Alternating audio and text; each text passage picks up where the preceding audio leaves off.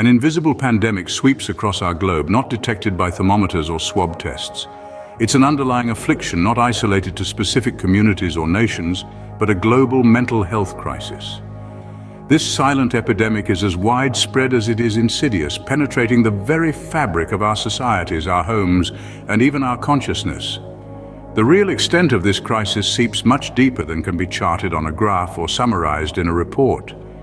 It infiltrates our daily lives, muddling our perceptions and distorting our realities. It's a chilling tableau of rising suicide rates and an alarming surge in depression and anxiety.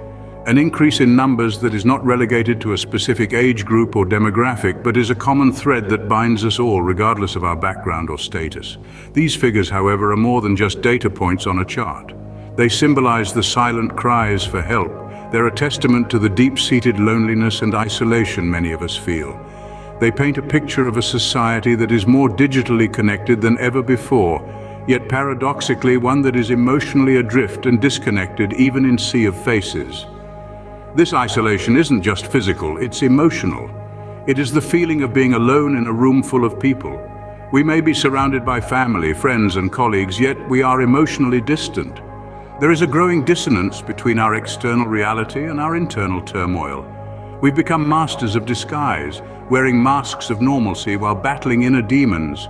We're caught in this paradox, living in bustling cities yet feeling alone. Despite the physical proximity, despite the hustle and bustle, we've lost touch with our shared humanity, with the essential element of social connection that defines us as social beings. We may inhabit the same geographical spaces, but we've become emotionally remote. The more we are surrounded by people, the more we seem to retreat into our shells, becoming islands of solitude. In the midst of this, it's important to remember that we are not alone in our struggles. Behind every mask is a story, a struggle, and a shared humanity. As we navigate this complex landscape, we must strive to foster empathy and understanding, to reach out and to connect, to realize that our strength lies in our collective resilience. In our bustling cities and crowded spaces, we have become islands of solitude, disconnected from the world around us. This isn't a personal failing, but a system's fault. Our societies, for far too long, have permitted and even encouraged a culture of disconnection. A culture that manifests itself in myriad ways in the dense throng of city life, in the solitude of the countryside, in the digital landscape of social media that fosters a false sense of connectivity.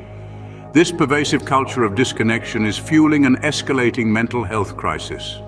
We are repeatedly led to believe that mental health struggles are individual battles.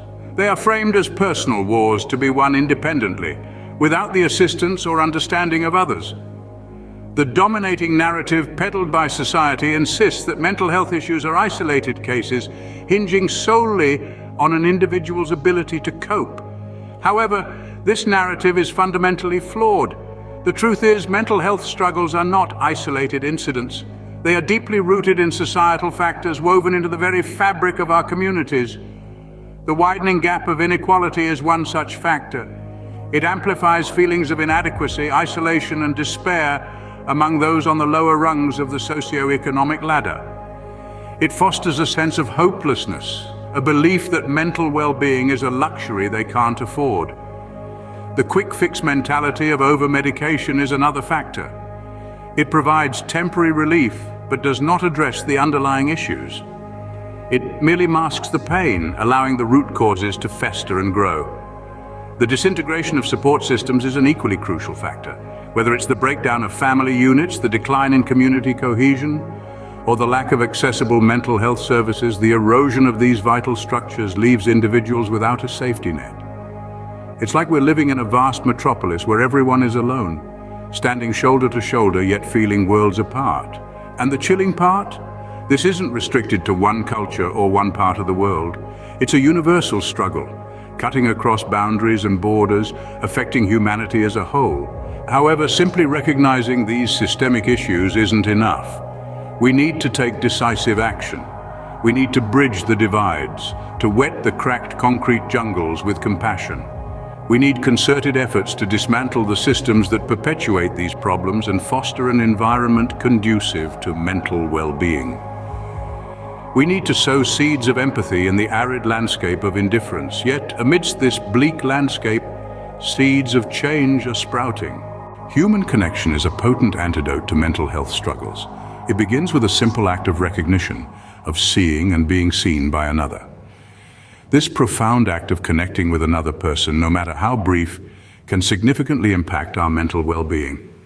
Let us delve into the lives of 3 individuals who found solace amid their mental health struggles through human connections. Firstly, let us consider the story of Maya, a young woman who was overwhelmed by the burdens of life. She was lost in a fog of apathy and desolation, feeling detached from everything around her. Life had become a monotonous, dreary cycle of existence, devoid of any joy or meaning. And then, her life took a turn when she had a chance encounter with a stranger. This stranger was Lily, a woman with an intuitive eye and a compassionate heart. Noticed Maya's struggle not through any outward signs, but through a shared sense of understanding.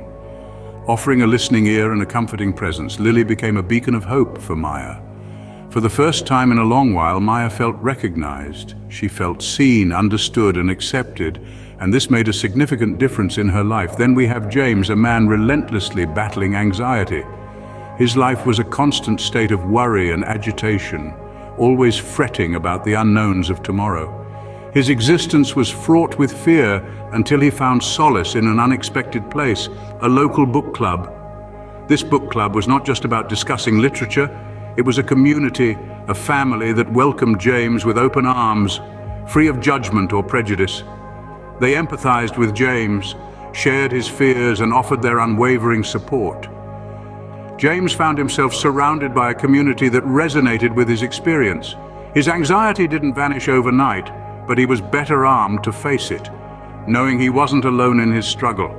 Lastly, there's Amina, a woman who grappled with depression for years. She was cloaked in profound sadness that seemed impervious to any form of joy or happiness. She found solace and a sense of belonging when she joined a gardening club. The act of nurturing plants, watching them grow and flourish, offered her a therapeutic escape.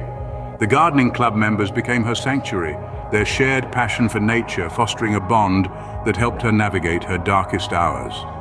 Stories such as these underscore the transformative power of human connection. They demonstrate how empathy and understanding can illuminate even the darkest times. They are powerful reminders that nobody should ever face their mental health issues alone. The beauty of it all is that connections like these are within our reach. They can be found in shared hobbies, random acts of kindness, or even in the simple recognition of another's humanity. They form the threads that weave our social fabric, providing a safety net for individuals grappling with mental health challenges. These stories illuminate a path forward, a way to heal our collective mental health. The cure to this silent pandemic lies within each of us. It's the courage to connect, to reach out, to share our stories. We all have a role to play in this grand tapestry of life, and it begins with understanding that we are not alone in our struggles. Each of us carries a unique story, a narrative of triumphs and trials, laughter and tears, hope and despair.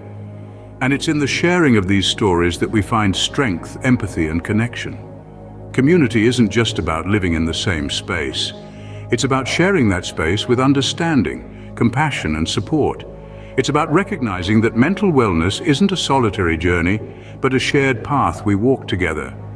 So let's start a dialogue, let's share our stories, and let's listen to the stories of others. Together we can turn the tide on this mental health crisis. It starts with a simple act: connection. Will you reach out?